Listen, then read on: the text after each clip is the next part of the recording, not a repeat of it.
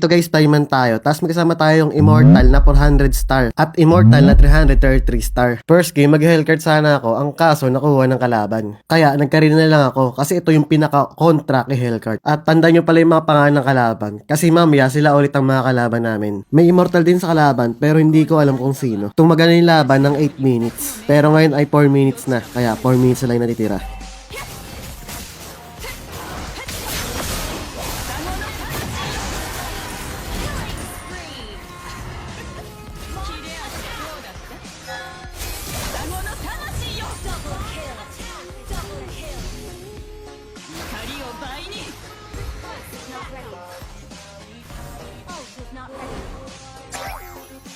Jenny 空に並んでいる双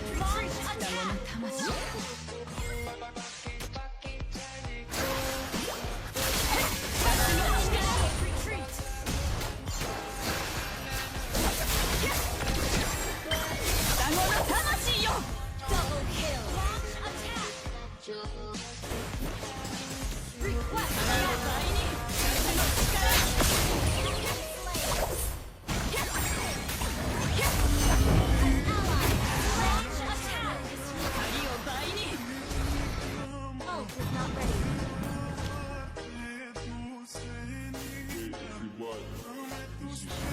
光を倍に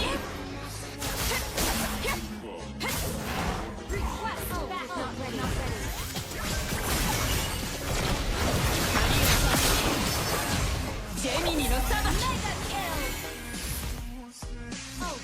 負けを認めなさいこれを欲しがりそうね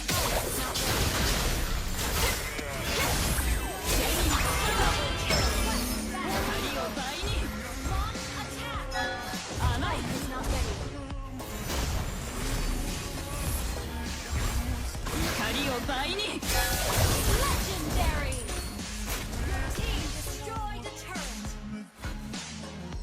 光を倍に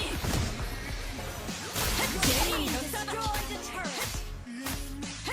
ジェミニの裁き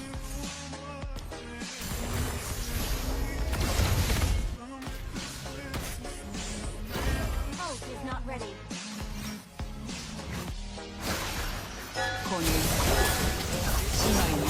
のように互いを補い光を倍に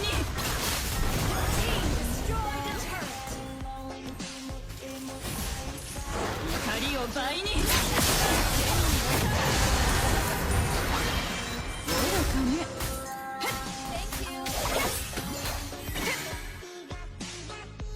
光を倍に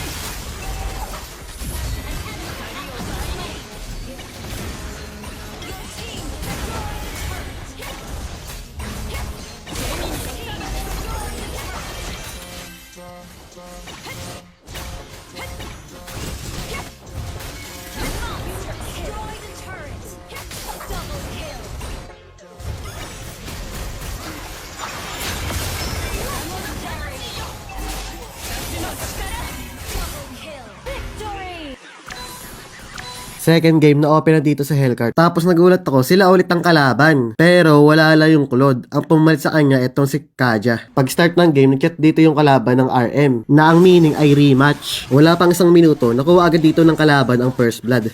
Hindi lang yan, bago magdalawang minuto, no, ubos pa kami dito ng kalaban sa bottom lane.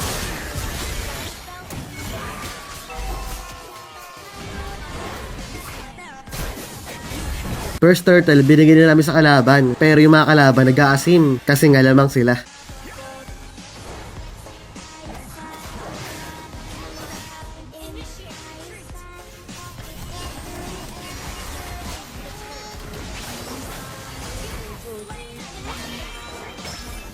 Pagtapos ng clash, ang sabi ng kampi ko, palo daw ang kalaban. Gumaling ang mag-rotate ang mga kalaban. Tapos apat sila dito na sa bottom lane. At ayun ang hindi ko alam, kaya naubos kami.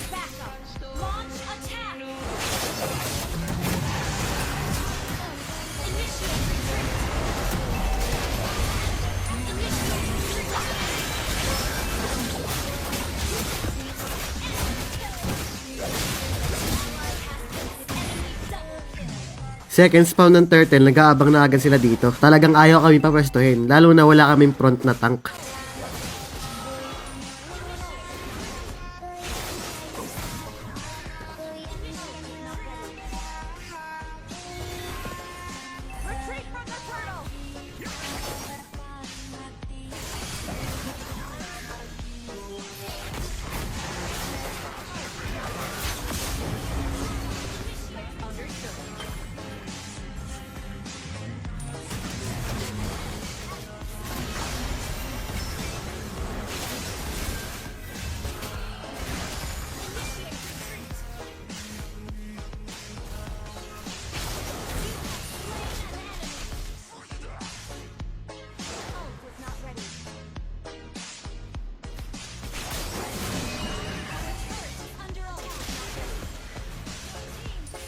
Hindi pa kami nakakahabol ng pera sa kalaban kasi sobrang taba ng Melissa.